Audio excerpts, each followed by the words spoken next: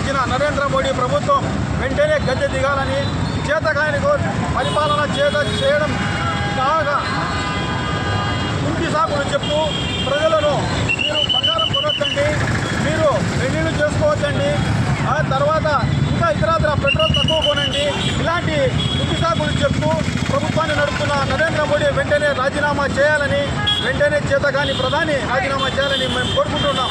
ఎందుకు చెప్తున్నామంటే ఈరోజు ఆంగ్లేయులు భారతదేశాన్ని స్వాతంత్రం వచ్చిన తర్వాత గుండు సూది కూడా తయారు చేసుకోలేని పరిస్థితుల్లో ఉన్న భారతదేశాన్ని 70 సంవత్సరాలు కాంగ్రెస్ పార్టీ ఇవన్నీ ప్రభుత్వ రంగ సంస్థలన్నీ నిర్మాణాన్ని చేపట్టి సూది కూడా తయారు చేసుకోలేని స్థితిలో ఉన్న దేశాన్ని అంతరిక్షంలోకి తీసుకెళ్లగలిగే స్థాయి తీసుకొచ్చింది కాంగ్రెస్ పార్టీ ప్రభుత్వం ఒక్కటే. ఆ రోజు రాజీవ్ గాంధీ లేకపోతే ఈరోజు మనం తీసుకున్న టెక్నాలజీ కానీ సెల్ ఫోన్లు కానీ మనం చూసేవాళ్ళం కాదు, ఈ తరం చూసేవాళ్ళం కాదు. ఏదన్నా సాధించాలంటే, ఏదైనా అభివృద్ధి చెందాలంటే కాంగ్రెస్ పార్టీతోనే సాధ్యమని చెప్పి మేము తెలియజేసుకుంటా ఉన్నాం. ప్రధాని నరేంద్ర మోడీ అబద్ధపు మాటలతో కుల మతాల మధ్య ప్రజలతో మధ్య కుల మతాలను చిచ్చు పెట్టి రెచ్చగొట్టి అధికారంలోకి వచ్చినాడు. అధికారంలోకి వచ్చిన తర్వాత చేసింది ఏందయ్యా, నువ్వు సాధించింది ఏందయ్యా అంటే మొట్టమొదటిగా నోట్ల రద్దు చేశాడు. నోట్ల రద్దు చేసి ప్రజలు నడ్డి విడిచేశాడు. ఆర్థిక మాంద్యం వచ్చేసింది. దేశం పూర్తిగా ఆర్థిక మాంద్యంలో ఉంది. అది తెలియడానికి ప్రజలు తెలుసుకుంటారని చెప్పి వివిధ రకాల కుంటి సాకులు చెప్పి ప్రభుత్వము నడపలేక విదేశాలు తిరుగుకుంటున్న నరేంద్ర మోడీ వెంటనే రాజీనామా చేయాలని చెప్పి మేము కోరుకుంటా ఉన్నాం. ఆ రోజు భారతదేశంలో కాంగ్రెస్ పార్టీ ప్రభుత్వం నెహ్రూ గారు కావచ్చు, ఇందిరాగాంధీ కావచ్చు, వీళ్ళందరూ కూడా భారతదేశ నిర్మాణంలో ప్రముఖ పాత్ర వహించారు.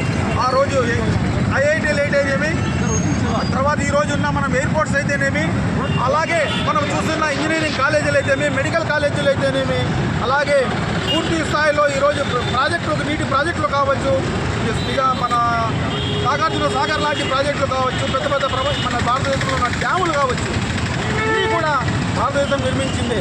ఇవన్నీ ఈరోజు బీజేపీ ఉత్త చేతుల్లో వచ్చి అబద్ధాలతో ఆ గద్దెనెక్కి ప్రజలను మభ్యపెట్టి నువ్వేం సాధించావో చెప్పాల్సిన జవాబు చెప్తా ఉన్నాం. మేము ఈరోజు అడుగుతున్నాం, జవాబు చెప్పాల్సిన బాధ్యత నీ పైన ఉంది మోదీ గారు. ఇవన్నీ చెప్పలేక నిన్నటికి నిన్న మీరు ఎలక్షన్లు అయ్యేంత వరకు అలాగే ఉండి ఎలక్షన్ల తర్వాత పెట్రోల్ డీజిల్ పెంచేశారు. మేము ప్రశ్నిస్తా ఉన్నాం. మీరు ఎన్నోసారి మన్మోహన్ సింగ్ గారిని మీరు పేర్లు పెట్టారు.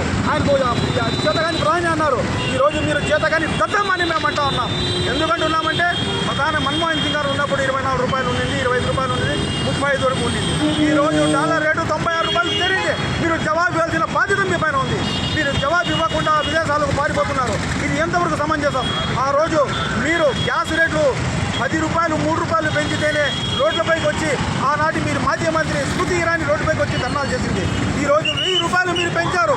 సామాన్యులు హోటల్ పెట్టుకొని, బండి మీద హోటల్ పెట్టుకొని బతికే వాళ్లకు కూడా వాళ్ళ కడుపు కొట్టే విధంగా ఈరోజు మీరు గ్యాస్ సిలిండర్ రేట్లు పెంచేసి భారతదేశాన్ని సర్వనాశనం చేసేగా మీరు తీసుకెళ్తా ఉన్నారు. వెంటనే ప్రధాని నరేంద్ర మోడీ రాజీనామా చేయాలి. అన్ని విధాల్లో కూడా, అన్ని రంగాలలో కూడా మీరు వైఫల్యం చెందారు. మీ విదేశీ యాత్రలే దీనికి నిదర్శనం. కాబట్టి వెంటనే ప్రధాని నరేంద్ర మోడీ వెంటనే రాజీనామా చేయాలని చెప్పి కోరుకుంటా ఉన్నాం. Thank you.